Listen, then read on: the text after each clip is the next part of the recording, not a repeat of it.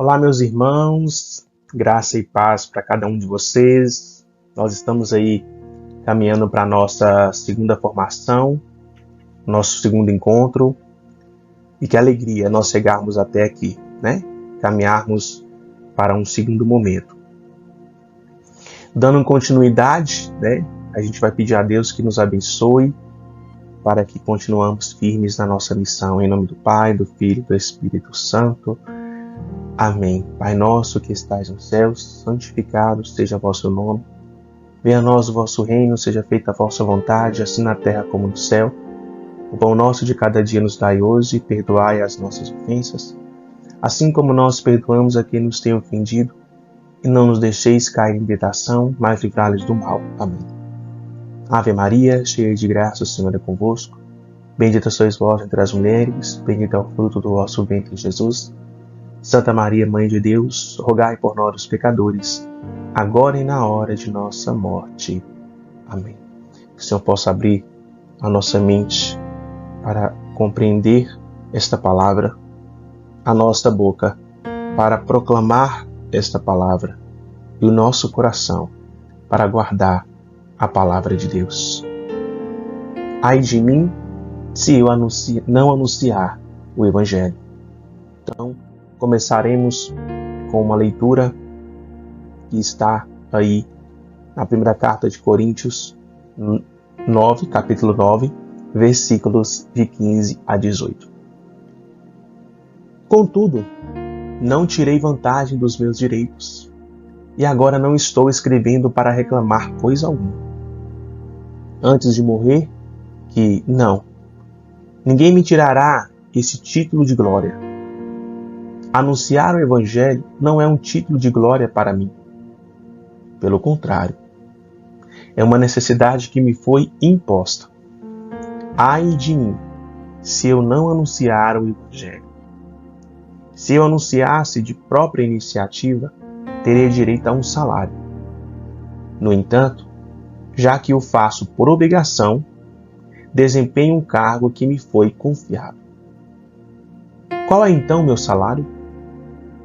É que pregando o Evangelho, eu prego gratuitamente, sem usar dos direitos que a pregação do Evangelho me confere. Palavra do Senhor, graças a Deus. Muito bem, meus amados, no nosso último encontro, na nossa primeira formação, nós falamos muito bem sobre a dimensão da Carta aos Romanos, sobre a dimensão daqueles que levam a palavra de Deus, daqueles que de fato são pregadores, e para que a fé exista é necessário que também existe quem pregue, quem fale de Deus, para que as outras pessoas conheçam quem é esse Deus de amor, esse Deus de misericórdia, esse Deus que acolhe, esse Deus que de fato nos chama para viver algo novo. E hoje, nas cartas aos Coríntios, escrito por Paulo, ele vai trazer alguns pontos muito importantes para nós que seremos futuros pregadores. A primeira coisa que ele traz no trecho bíblico é: anunciar o Evangelho não é um título de glória. Veja bem, meus amados, anunciar o Evangelho em nenhum momento pode ser para nós um título de glória. As glórias da pregação, as glórias do anúncio do Evangelho, elas não devem ser para nós. Nós não a merecemos. Ela deve ser dedicada exclusivamente a Deus. Essa glória, que é dada a partir da pregação, a partir do anúncio do Evangelho do próprio Jesus Cristo, ele não pode ser mérito nosso em nenhum momento. Porque senão a gente pode cair na vaidade. Porque senão a gente acha que tudo aquilo que a gente disse, aquilo que a gente pregou, é mérito nosso. E não é bem por aí. Vai dizer Paulo que pregar o Evangelho é uma necessidade. E essa necessidade ela foi imposta, ou seja, alguém confiou a mim, alguém está confiando a você a necessidade de anunciar o Evangelho. Nós recebemos de alguém. Nós fomos convidados para tal missão. E essa missão nos foi dada pelo próprio Deus. Então, por isso que esse título não é meu. Não foi eu que tive essa ideia de anunciar o Evangelho. Partiu da ação divina. Partiu de um impulso que veio de Deus. Esse impulso vem através do Espírito Santo que nos leva a pregar. Vai dizer isso lá em Pentecostes, quando o Espírito Santo desce sobre aqueles homens e mulheres, eles começam a pregar. Tanto é que nenhuma das pregações que Pedro conduz, naquele mesmo dia, 3.000 pessoas se convertem. Por quê? Porque estão sob a ação do Espírito Santo de Deus. Não é o mérito de Pedro, é o mérito da graça de Deus, que através da pregação consegue gerar conversão. Então, é uma necessidade. Agora, se é uma necessidade e alguém me chamou para fazer, e este alguém é o próprio Deus, eu preciso então vigiar. Se for me dada essa graça, esse dom, então eu preciso pregar, eu preciso falar de Deus, eu preciso anunciar esse Evangelho. Jefferson, mas todos não são chamados a evangelizar, a falar de Deus? Sim, mas nem todos têm esse dom. Vai dizer isso também em uma das cartas de Pedro, de Paulo e de outros discípulos, que cada um de nós recebe um dom específico, e a pregação ela é um dom. Então aqueles que recebem o dom da pregação têm ainda mais a obrigação de anunciar o Evangelho. Ele continua a dizer, e não tem mérito nenhum, eu não recebo salário nenhum por isso. Já que é uma obrigação, eu preciso desempenhar bem este meu papel enquanto pregador. Porque Deus, o Criador, o Espírito de Deus, aquele que está presente, o nosso defensor, é Ele que me chama a vivenciar essa missão, e eu tenho a obrigação, e é muito importante essa palavra, a obrigação, o dever de nós, batizados, crismados, aqueles que receberam o Espírito de Deus, aqueles que receberam este dom, de fato, serem anunciadores da palavra, serem anunciadores do Evangelho, serem verdadeiros pregadores. Por isso que nós não podemos usar do Evangelho para fins próprios. Nós não temos direito algum sobre ele, né? Eu tenho que pregar gratuitamente, porque eu recebi de graça, e de graça eu devo dar. Não é mérito meu. Entende? Então, que a gente possa fazer essas observações dessa graça que nós recebemos de Deus. Não usar o Evangelho para os méritos próprios, para se autopromover. Pelo contrário, o Evangelho eles têm que estar à frente, eu tenho que estar atrás, bem atrás. A palavra de Deus ela é o centro da mensagem, não sou eu o centro da mensagem. As glórias não devem vir para mim. O que eu faço quando eu prego não é nada mais do que a minha obrigação. Eu não tenho que esperar o reconhecimento dos outros. Eu não tenho que esperar o reconhecimento das pessoas, as palmas. Não é isso que nós falamos na nossa primeira formação? Eu não tenho que esperar essas coisas, meus irmãos.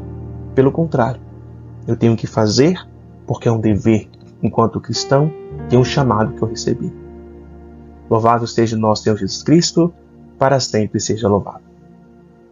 Então, a partir dessa palavra, a gente dá continuidade aí para a nossa segunda formação. Na nossa primeira formação, nós trabalhamos 4 tópicos, e eu vou trazer novamente aqui de onde eu estou tirando, a fonte que eu estou tirando para esse nosso primeiro momento de diálogo, que é um material composto pelo professor Felipe Aquino. E a gente, então, trabalhou na nossa primeira formação 4 tópicos. Cuidar bem da nossa vida espiritual, cuidar do nosso comportamento, buscar continuamente a santidade e trabalhar com reta intenção. Então foram esses 4 tópicos. Eu não vou retomar aqui para o vídeo não ficar muito longo, para que, se porventura você esqueça, volta lá no vídeo, dá uma olhada novamente, anote alguns pontos importantes, porque isso de fato nos ajuda demais, na montagem deste ministério, na configuração deste ministério, de cada pessoa que vai se tornar um pregador, e um pregador de forma individual, cada um do seu jeito de pregar, de fazer. Mas todos esses tópicos são importantes para todos os pregadores. Ninguém está fora, ninguém é melhor do que isso. E é muito interessante nós aprofundarmos e conhecermos um pouco mais, porque isso vai nos ajudar na nossa formação enquanto pregadores. Então trabalhamos esses 4 pontos. Hoje nós trabalharemos mais 3 pontos e nós teremos uma terceira formação que trabalhará mais 3 pontos. Então, essa primeira etapa ela está sendo dividida em 3 partes. Eu tinha falado que a gente ia fazer em 2, mas acredito eu que para ter uma qualidade melhor, nós vamos fazer em 3 partes para nos ajudar também na nossa reflexão. Amém? Então hoje nós falaremos de mais 3 tópicos, que é priorizar as pregações, pregar em nome de Cristo e da igreja e preparar bem a pregação. Então nós vamos começar a nossa conversa a partir daqui. Amém? Muito bem, meus amados. É muito importante quando nós falamos de priorizar as pregações, porque de fato vocês estão começando, neste momento. Mas nada mais do que justo a gente já começar a observar o porquê que nós existimos enquanto pregadores. A gente não sabe o dia de amanhã como vai ser o nosso chamado, mediante as missões que Deus vai nos confiar. Mas veja, é importante a gente perceber que ao pregar, existe uma necessidade de pregação. Então veja, se chegar naquele ponto onde você é muito solicitado, onde você é muito procurado pelas pessoas, e graças a Deus, Deus queira que isso aconteça com você, mas é necessário a gente observar algumas coisas que são importantes. Quando as solicitações para as pregações são muitas, então é necessário você estabelecer um critério, para que você de fato atenda as pessoas nos lugares que mais necessitam de uma evangelização. Isso é complexo, Por que isso é importante? Porque às vezes a nossa vaidade nos chama a ir para lugares ou ambientes mais vistos, E não necessariamente esses espaços, esses lugares ou esses grupos, eles têm uma necessidade extrema de evangelização em vista daquele outro que te chamou. Por isso que é importante você observar. Você negar uma pregação, a pessoa te chamar para uma pregação, você negar em detrimento de uma outra situação, que demanda mais, que é mais necessário, que é mais urgente, isso não é problema algum.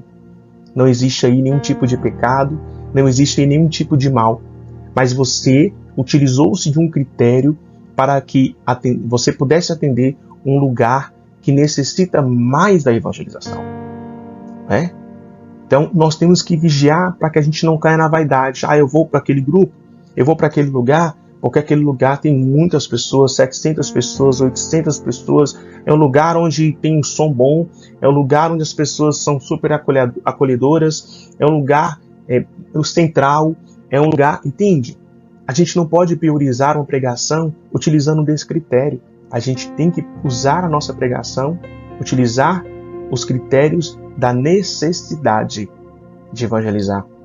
Então a gente não pode cair no erro de ir para lugares onde tem mais pessoas. Entende? Não é só o número de ouvintes que mais importa, mas a necessidade das pessoas, isso é verdade. Você pode ir para um lugar onde tem 10 pessoas. Você pode ir para um lugar onde tem 100 pessoas. Isso não pode, em hipótese nenhuma, influenciar na sua pregação, na forma que você prega. Eu cheguei em um lugar, tem 10 pessoas. Automaticamente, o nosso humano, você chega a desanimar. Não é isso? Você chega a desanimar. Poxa vida, Estou aqui pregando e tudo mais, e preparei tudo para chegar aqui 10 pessoas. Amém, irmão? É assim que nós iniciamos uma pregação. Como é que você quer pregar para grandes multidões se você não consegue pregar para pequenas multidões, pequenos números de pessoas? Não queira, em hipótese nenhuma, nem peça isso a Deus, porque isso é vaidade do nosso coração. Ser pregador de grandes multidões. Se for para ser, isso vai acontecer porque Deus quis. Deus te confiou isso. Não porque você tem que procurar os grandes lugares, os grandes palcos, os grandes grupos. Nossa, como eu queria pregar nesse grupo tal, está cheio, lotado. Nossa, eu queria pregar aqui. Mas será se aquelas pessoas estão precisando como em outros lugares. Entende? Jesus ele teve o cuidado de mandar 72 discípulos para que pudesse alcançar diversos lugares muitas vezes inacessíveis. E nós não podemos ser inacessíveis. Nós não podemos ser seletos. Vai dizer Jesus, quando ele fala que nós somos pescadores de homens, nosso papel é jogar as redes, puxar os peixes, ele vai separar. Não somos nós que escolhemos os peixes, é o próprio Cristo. Então não se deixe enganar pelo número de pessoas. Não se deixe enganar. Pregue por amor, pregue por vontade. Mas não se deixe enganar, porque o grupo... E isso acontece muito, infelizmente. Às vezes, quando você chama um pregador, ele pergunta mais ou menos assim, quantas pessoas tem lá mais ou menos? Não a intenção de saber a quantidade, pensando em alguma coisa, sei lá, numa dinâmica, não é? No movimento, tal. Às vezes ele não pergunta por causa disso, ele pergunta para ter uma motivação maior. Se você virar e falar assim para ele, poxa, lá tem 15 pessoas, automaticamente você pode até olhar a expressão que aquele homem, aquela mulher vai ter mediante essa resposta. Se você virar e falar assim, não, lá tem 100 pessoas, 150 pessoas, 200 pessoas, 400 pessoas, essa pessoa chega, então agora realmente eu vou atingir. Não, gente, de repente você vai pregar para uma pessoa. Apenas uma. Apenas uma pessoa vai se converter. E o Senhor vai dizer, se uma pessoa se converter, é festa no céu. É festa no céu. Então não vá com a intenção de converter as grandes multidões, porque a gente sabe que isso não acontece. Vá com a intenção de converter pelo menos uma alma. Independente de quantas pessoas ali estiver. Independente. Né? Por quê? E é interessante isso, veja bem. Às vezes um grupo menor produz mais resultado que um grupo grande. Olha que interessante isso. Você vai para um grupo maior, recheado de pessoas. E aquelas pessoas estão ali muitas vezes fechadas. Aquelas pessoas não conseguem ter acesso a você. E aí você vai num grupo menor, e neste grupo menor você tem um resultado muito maior. Por isso é importante a gente observar, por isso que é importante a gente olhar qual lugar é mais necessário a nossa presença, o nosso falar, o nosso pregar, o nosso anunciar. De repente chega ali, vamos dar um exemplo, o grupo Junac, um grupo, graças a Deus, um grupo cheio. Aí você tem um grupo que está começando, aí o Junac te chama para pregar, aí aquele grupo te chama para pregar.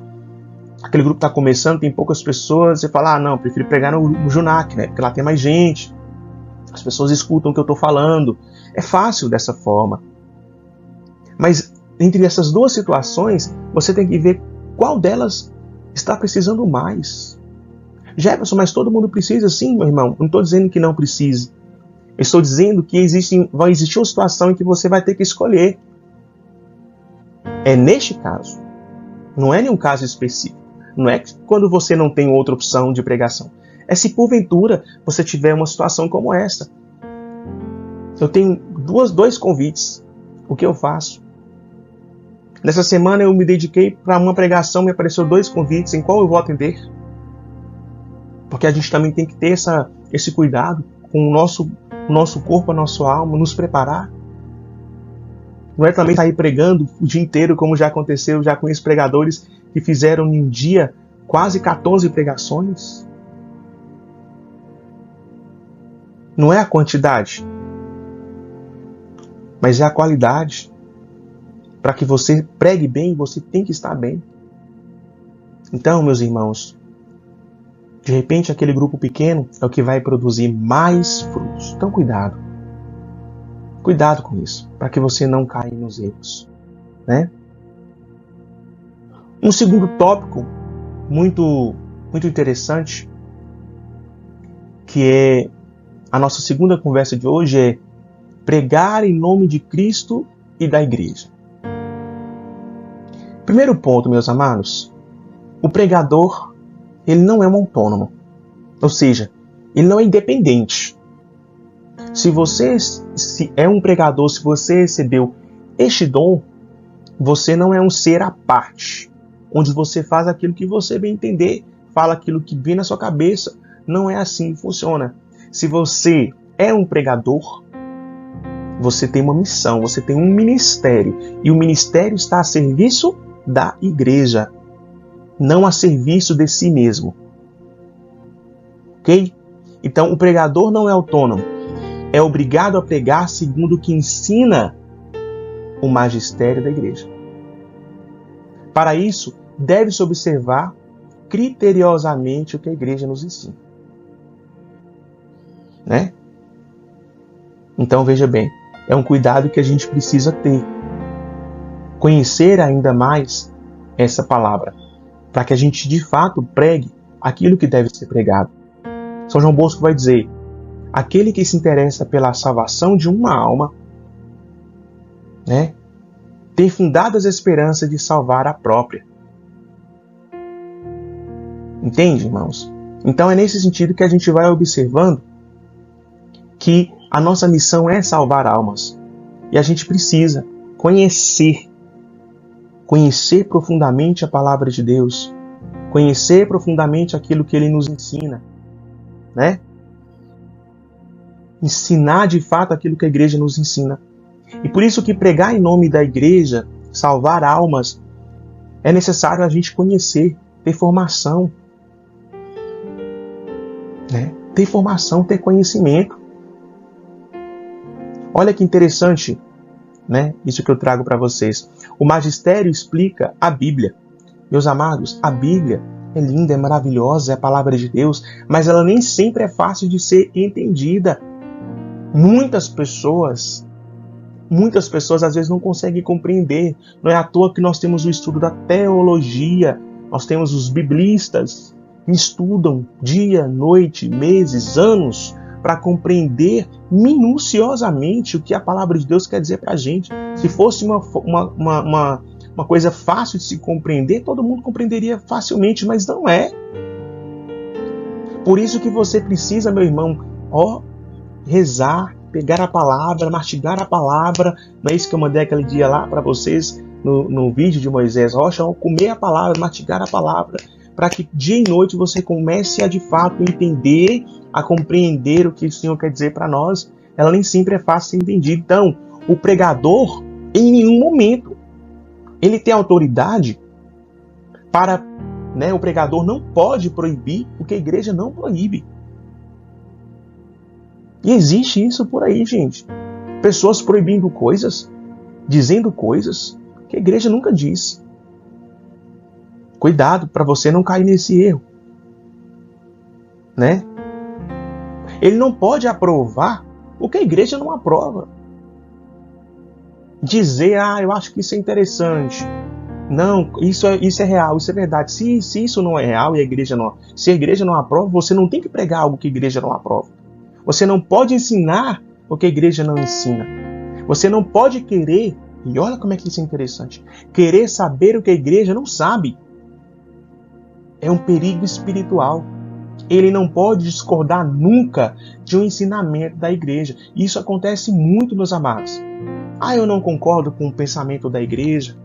Eu acho que a igreja está equivocada. Eu acho que isso é um exagero. Eu acho que a igreja está fechada demais. Veja, meus irmãos, essa pessoa nem católica ela é. Nós temos dentro da igreja a Bíblia, que é a nossa fundamentação, que é a palavra de Deus. Nós temos dentro da igreja o catecismo da igreja católica, onde está ali, né, a nossa doutrina, um pouco da nossa doutrina. Nós temos inúmeros documentos da igreja que são milenares.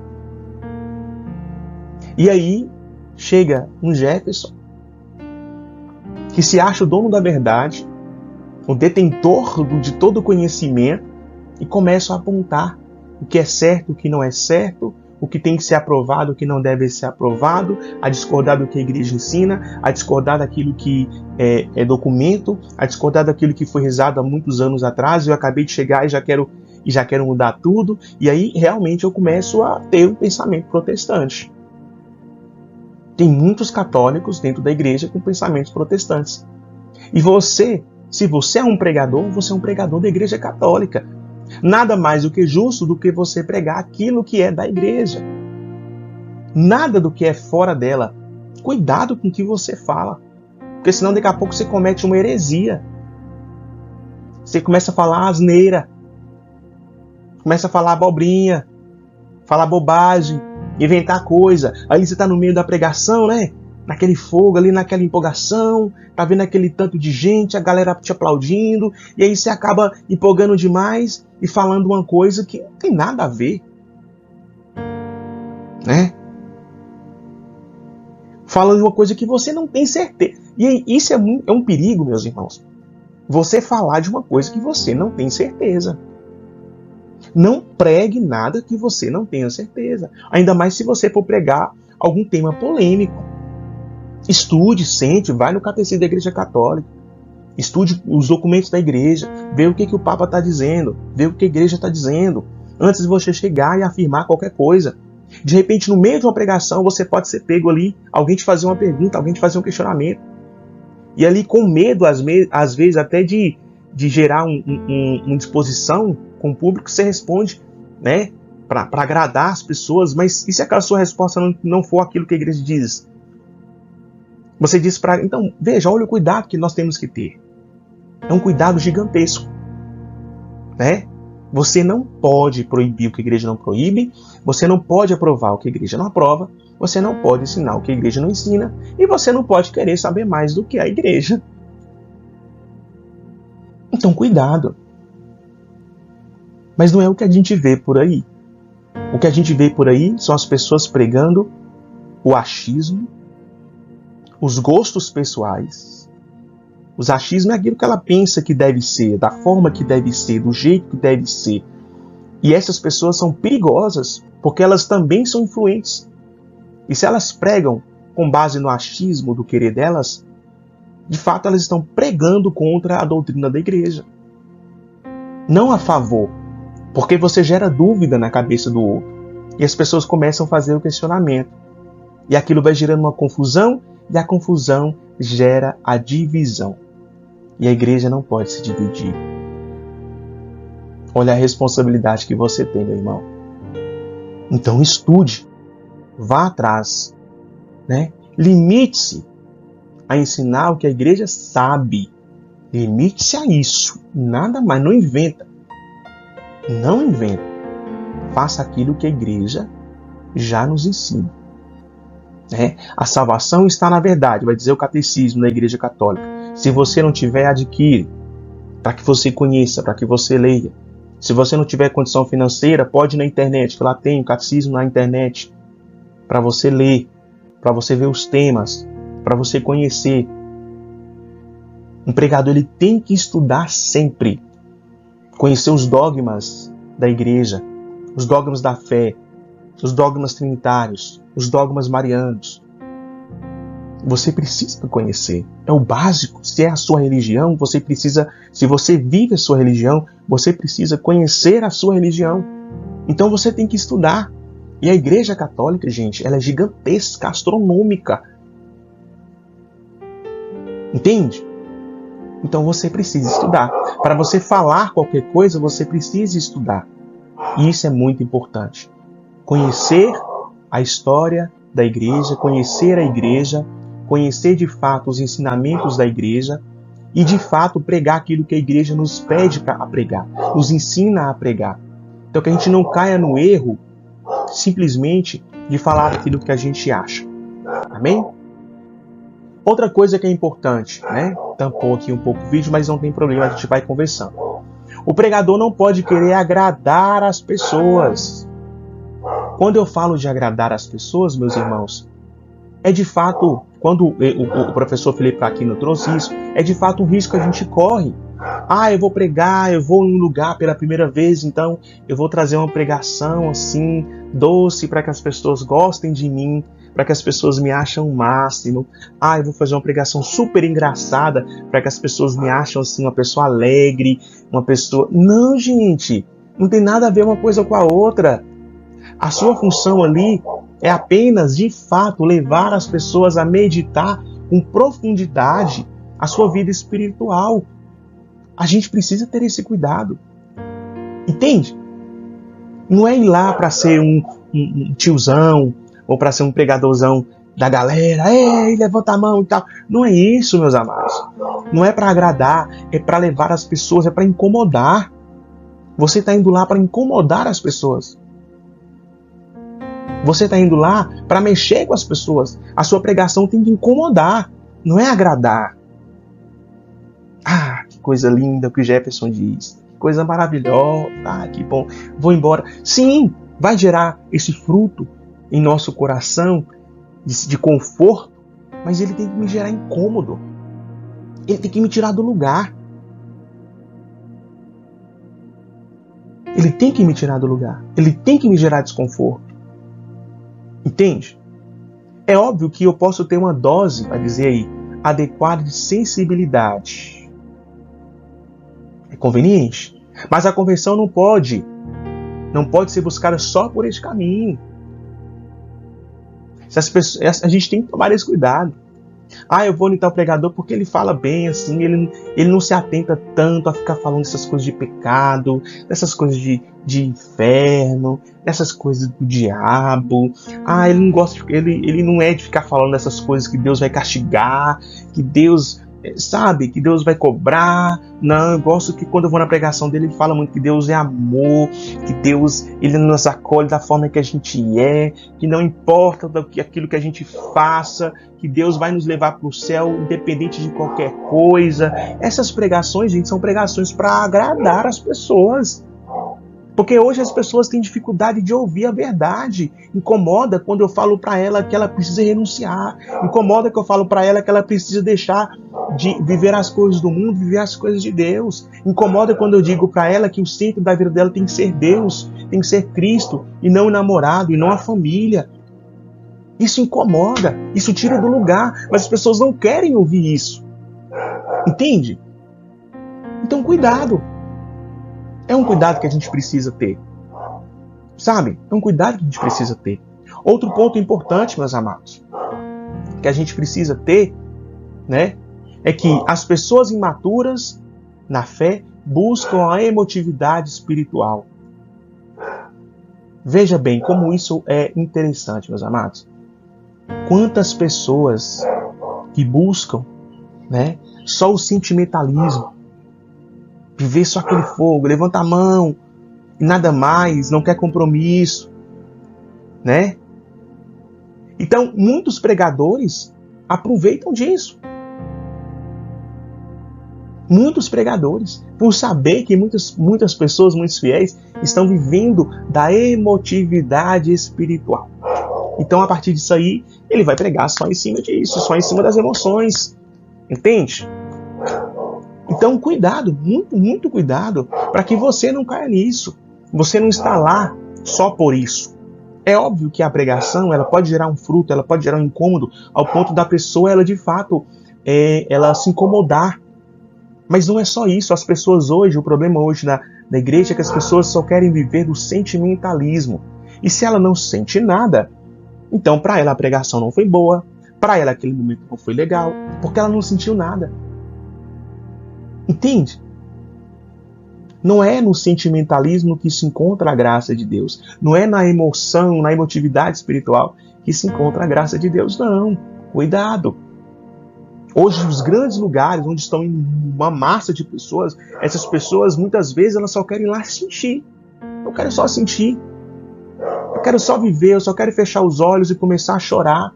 Eu quero só levantar os meus braços e começar a louvar. Acabou esse momento, eu vou embora, toca a minha vida como era antes. Aí na outra semana, ela volta, eu quero novamente sentir. Sabe, é uma sensação, às vezes, até assim, aquelas quando as pessoas são viciadas em determinado tipo de emoção, de viver aquela emoção, é como se fosse isso. Ela só quer viver aquela emoção e mais nada. Mas o dia que você der um choque nela e falar, minha irmã, meu irmão, você precisa acordar para a vida, você precisa viver uma conversão real, você precisa parar de depender apenas das emoções espirituais e começar a ter ações, essa pessoa vai se sentir muito e pode ser que ela nem siga mais. Entende? Então a gente precisa ter esse cuidado. A gente precisa ter esse cuidado de compreender as coisas como elas precisam ser compreendidas, né? Então, cuidado, meu irmão. Não caia nessa questão. Pregue em nome de Cristo. Pregue em nome da igreja. Não em seu nome, mas em nome de Cristo, em nome da igreja. Não queira agradar as pessoas. É óbvio que você precisa ter, e peça a Deus isso, é óbvio que você precisa utilizar as palavras certas, corretas, bem encaixadas, no lugar exato, onde ela de fato vai chegar no coração daquelas pessoas. Mas para isso você precisa pedir a Deus o discernimento.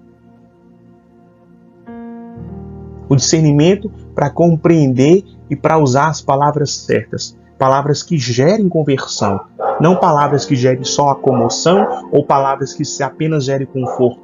Mas a palavra que gere conversão. É para isso que existe o pregador. Para ajudar as pessoas a se converterem através da palavra de Deus. Amém? E o nosso último tópico de hoje, né, é preparar bem a pregação. Esse tópico é muito importante. Né? Antes de tudo, quando você for preparar a sua pregação, primeiro é você se colocar, né, diante da ação do Espírito Santo de Deus. Pedir Ele a luz, né? Ouvir a moção interior do Espírito Santo. Olha que lindo. Sobre o assunto que vai pregar. Em seguida, pregar usando, né, preparar a pregação usando a Bíblia, o catecismo, os livros, documentos, tudo isso. Eu vou pregar, então eu preciso ter ali os meus subsídios, né?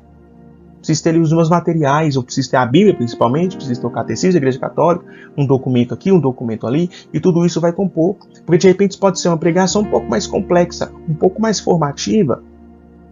Então eu preciso estar bem amparado naquilo que eu vou falar.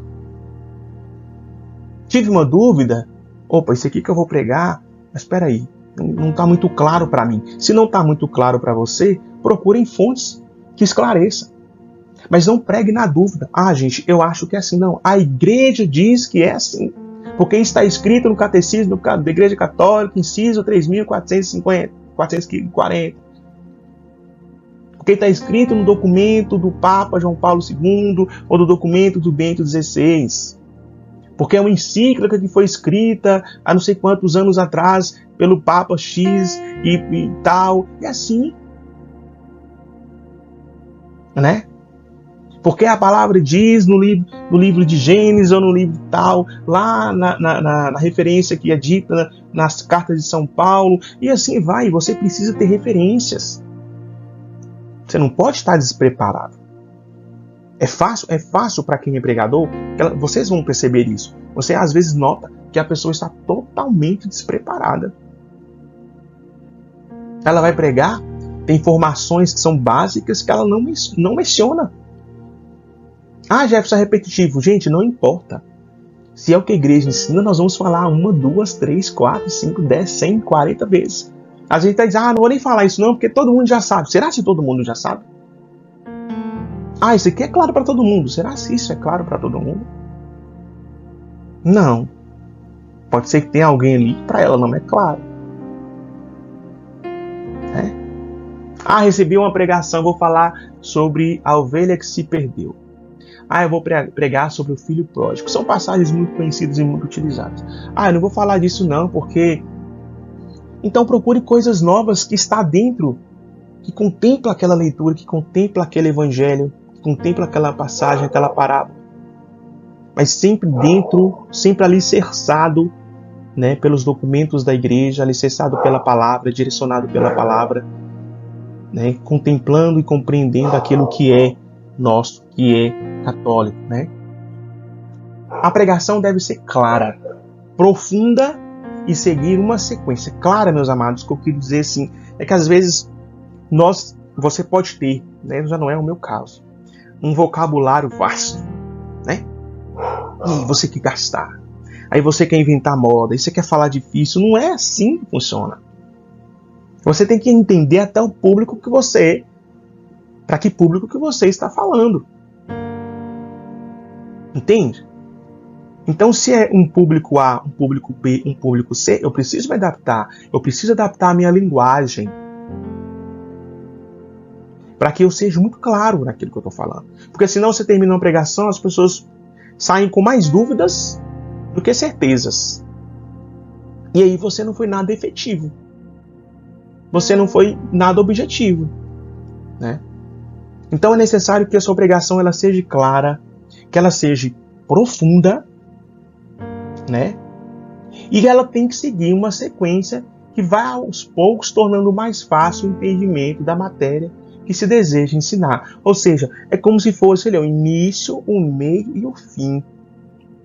Você já sabe qual é a mensagem principal que você quer trazer. Toda vez que você for montar uma pregação, você já sabe qual é o ápice da mensagem principal. Então, para que as pessoas compreendam essa mensagem principal, eu preciso preparar elas o início, o meio, e aí ela vai compreendendo, isso faz sentido, isso faz sentido. E aí quando você chega no ápice da sua pregação, você concluiu muito bem, porque as pessoas conseguiram compreender com clareza o que aquela pregação queria dizer. Entende? Tem pessoas que começam a pregação um assunto, no meio da pregação é outro assunto, no final da pregação é outro assunto, e o tema que foi proposto para ele pregar ou ela pregar não foi contemplado nada. Isso para mim, muitas vezes, né, soa como um despreparo. Se você receber um tema para pregar, trabalhe sim daquele tema. Olha, estou falando para vocês aqui agora de preparar bem a pregação. Eu poderia sair do assunto e falar de uma outra coisa que não tem nada a ver com o que eu estou falando agora. Isso acontece demais. E as pessoas vão se perdendo, porque não tem uma sequência, não cria-se uma linha de raciocínio. Né? As pessoas, aí tem pregadores que se empolgam demais e começam a falar um tanto de coisa, porque ele precisa falar um tanto de coisa. Então ele vai falando um tanto de coisa solta, um tanto de coisa solta. Essas coisas não se conectam, não se conectam. Ele só vai falando coisas, falando coisas, falando coisas. Nada se conecta. No final, ele disse muita coisa e no final ele não disse nada. Não adianta você despejar sobre a Assembleia 1 milhão de informações. Falar 1 milhão de coisas. Não. Elabore uma sequência. Né? Peça a Deus para te dar ali aquela mensagem principal. Né? A cereja do bolo. Para chegar na cereja do bolo, eu preciso preparar todo um caminho. Até chegar na mensagem final. Chegou na mensagem final, concluí minha pregação com sucesso. Consegui levar a palavra da forma que realmente deveria ser levada. As pessoas compreenderam, porque foi um processo construído durante a pregação. Isso independente do tempo. Se você teve 20 minutos, se você teve 30 minutos, se você teve 1 hora, se você teve 2 horas. Você chegou no lugar onde deveria chegar. Mas prepare muito bem. Né? Você pode montar, está escrito aí, né? Pode seguir um esquema escrito, mas sem se prender muito ao papel. Né? Ali você pode montar um pequeno roteiro, deixar ali próximo à sua Bíblia. Se o lugar onde você for pregar tiver um ambão, né, um púlpito, sei lá, onde você possa colocar ali sua Bíblia, onde você possa colocar ali uma colinha, né, de uma sequência para que você pregue na sequência certinha, mas você não vai ficar lá olhando o papel, olhando que agora, o que eu vou falar aqui, gente, peraí, eu anotei aqui, não sei, sabe? Isso acontece demais e acredito que vocês já tenham presenciado isso. Não se prenda ao papel, estude antes, pregue antes, vá na frente do espelho, chame alguém para te escutar pregar, vai pregando, quando você vai falando, os seus ouvidos também estão ouvindo, e aquilo está chegando mais claramente para você na sua mente. Então, escreve. Para quem está começando, principalmente, escreve ali um primeiro tópico. Eu vou fazer essa pregação em 5 tópicos, como estou fazendo com vocês aqui, em 3 tópicos. Vou fazer minha pregação em 5 tópicos, em 6 tópicos. Não, eu vou dividir em 10 tópicos. Da melhor forma que você achar que é proveitoso para você, que é mais eficiente para você. Mas você não vai ficar com um papelzão lá na frente, lendo. Né? Não é que você não possa usar, mas evite, para que você fique mais livre, para que você fique mais solto, não fique preso no papel. Realmente é cansativo. Já fui em lugares, já vi pessoas pregando que ficaram totalmente presas ali, lendo referências e tal. Não. Jefferson, mas eu estou começando agora. Eu entendo, nós entendemos, sabemos como é, porque eu já passei por isso também. Muitas pessoas já passaram por isso e sabem muito bem que é difícil. Não é fácil. Mas isso você vai construindo aos poucos. Vai construindo aos poucos. Vai definindo uma metodologia, um jeito mais fácil de você construir a sua pregação. Viu? Então é importante isso.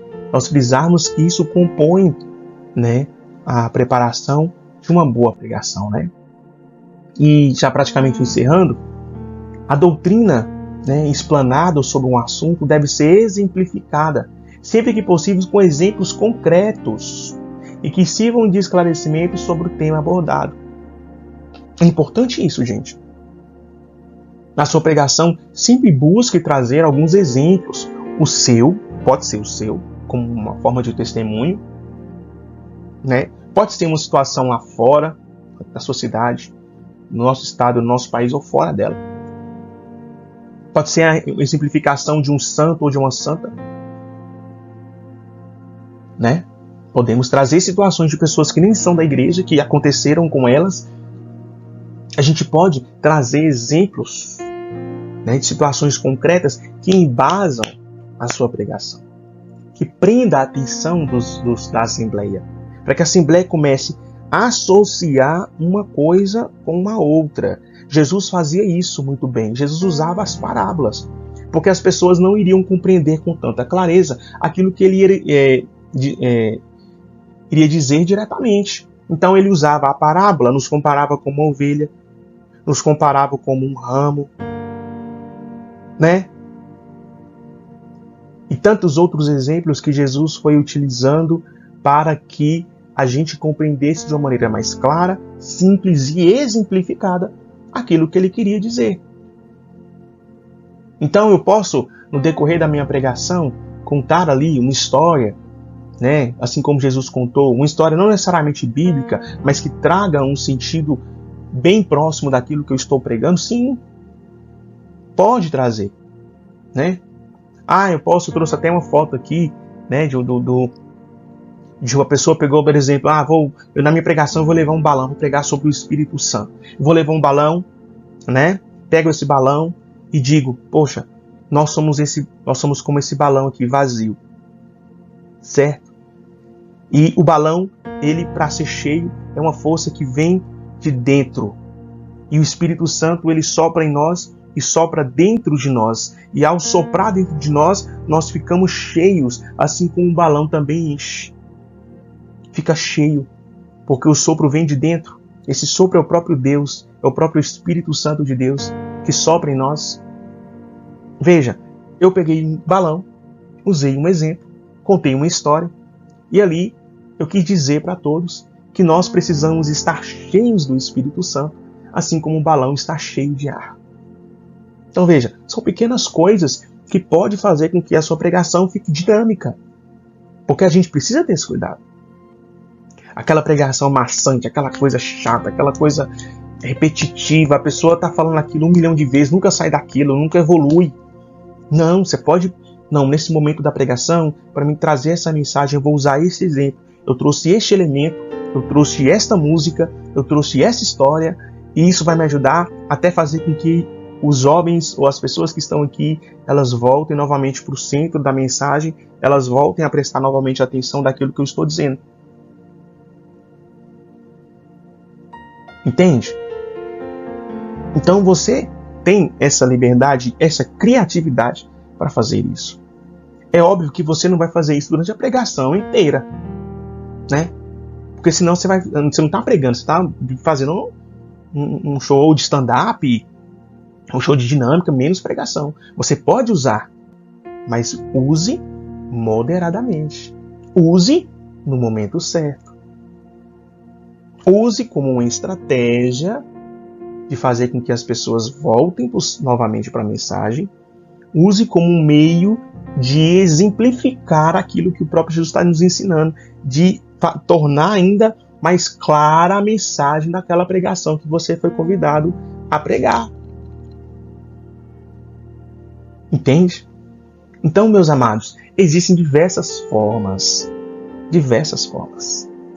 A gente precisa pedir a Deus o discernimento da sabedoria. É por isso que quando você for pregar, você precisa sentar, você precisa ter um momento com Deus, você precisa ter um momento de oração, um momento de discernimento para compreender o que realmente você precisa para ser efetivo na sua pregação. E aí, gerar muitos frutos, gerar conversões. Ou conversão, porque eu disse, não se atenta em converter as 100, 400, 300 pessoas que estão ali. Mas sair de lá uma pessoa convertida com a sua pregação, meus amados, é festa no céu, é festa no céu. É alegria, é júbilo. Porque uma pessoa se converteu. Se alegre. Se alegre. Então que esses 3 tópicos de hoje nos leve a refletir um pouco mais sobre essa nossa missão. Pode ser que para alguns esteja um pouco pesado, assim, poxa, será que eu vou dar conta? Aí você vai dar conta. Será que isso é para mim? E sim, experimente, confie, não desanime, né? Não desanime, confie, né? E eu peço, estude. Se você não tem o Catecismo da Igreja Católica, adquira. Se você não tem uma Bíblia de estudo no qual você pode marcar, tenha uma Bíblia de estudo. Se você não conhece os documentos da igreja, depois eu vou disponibilizar para você os documentos da igreja. Mas procure estudar, para que você de fato seja um bom pregador, que é claro, que é estudioso, né? Que é um cristão católico de verdade, praticante, exemplar, para que as pessoas de fato vivam essa experiência de conversão. Tá, meus amados? Eu encerro com essa frase de São Tomás de Aquino que diz: não se opor ao erro é aprová-lo. Não defender a verdade é negá-la. Então, como eu disse lá antes, não pregar por conveniência, não pregar para agradar as pessoas, não pregar para ser o bambambam, não pregar para ser o maioral, o melhor pregador de Montes Claros, o mais querido, o mais desejado. Não, meus amados. É ser anunciador, é se de fato opor ao erro, é de fato defender a verdade. E aqueles que são chamados a ser pregadores de Cristo, através da sua pregação, deve gerar verdade. Porque Jesus mesmo disse: eu sou a verdade, o caminho e a vida. E assim nós rendemos graças a Deus por essa segunda formação e pedimos a Ele que ilumine os nossos passos, que ilumine a nossa caminhada, que nos impulsione para que nós não desanimamos nesse nosso chamado. Louvado seja o nosso Senhor Jesus Cristo, para sempre seja louvado. Nós estivemos e sempre estaremos reunidos em nome de Deus que é Pai, Filho, Espírito Santo. Amém. Que Deus abençoe a todos e nos encontramos na nossa terceira e última formação dessa série. Amém? Deus abençoe a todos e até a nossa terceira formação.